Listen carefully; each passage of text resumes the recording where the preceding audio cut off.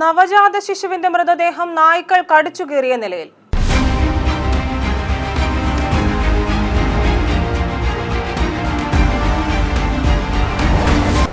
നമസ്കാരം, ജനശബ്ദം ന്യൂസിലേക്ക് സ്വാഗതം. ഏലത്തോട്ടത്തിൽ നവജാത ശിശുവിന്റെ മൃതദേഹം നായ്ക്കൾ കടിച്ചു വലിച്ച നിലയിൽ. ദമ്പതികൾ കസ്റ്റഡിയിൽ. ഇടുക്കി ഖജനാപ്പാറ അരമനപ്പാറ എസ്റ്റേറ്റിലാണ് സംഭവം. തോട്ടത്തിൽ കുടിവെള്ള പൈപ്പിടാൻ എത്തിയവരാണ് മൃതദേഹം കണ്ടത്. സംഭവത്തിൽ ദുരൂഹതയുള്ളതായി പോലീസ് സംശയിക്കുന്നു. സംഭവവുമായി ബന്ധപ്പെട്ട ജാർഖണ്ഡ് സ്വദേശികളായ ദമ്പതികളെ രാജാക്കാട് പോലീസ് കസ്റ്റഡിയിലെടുത്തു. ജനിച്ചപ്പോൾ തന്നെ കുഞ്ഞിന് ജീവനില്ലായിരുന്നെന്നും അതിനെ തുടർന്ന് കുഴിച്ചിട്ടതാണെന്നും ദമ്പതിമാർ പോലീസിനോട് പറഞ്ഞു. ശനിയാഴ്ചയാണ് കുഞ്ഞു ജനിച്ചത്. പൂനം സോറൻ എന്ന യുവതിയും ഇവരുടെ ഭർത്താവ് മോത്തിലാൽ മുർമുവുമാണ് പോലീസ് കസ്റ്റഡിയിലുള്ളത്. അടുത്ത കാലത്താണ് ഇവർ ഇവിടെ ജോലിക്കെത്തിയത്. പൂനം സോറന്റെ മുൻ ഭർത്താവ് 7 മാസം മുമ്പ് മരിച്ചുപോയിരുന്നു. പിന്നീടാണ് മോത്തിലാൽ മുർമുവിനെ പൂനം വിവാഹം ചെയ്തത്.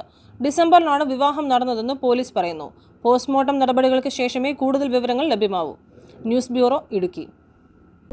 ലോകപ്രസിദ്ധമായ ആറന്മുള കണ്ണാടി പരമ്പരാഗതമായി ചെയ്തുവരുന്ന ആറന്മുളയിലെ ഏക സ്ഥാപനം.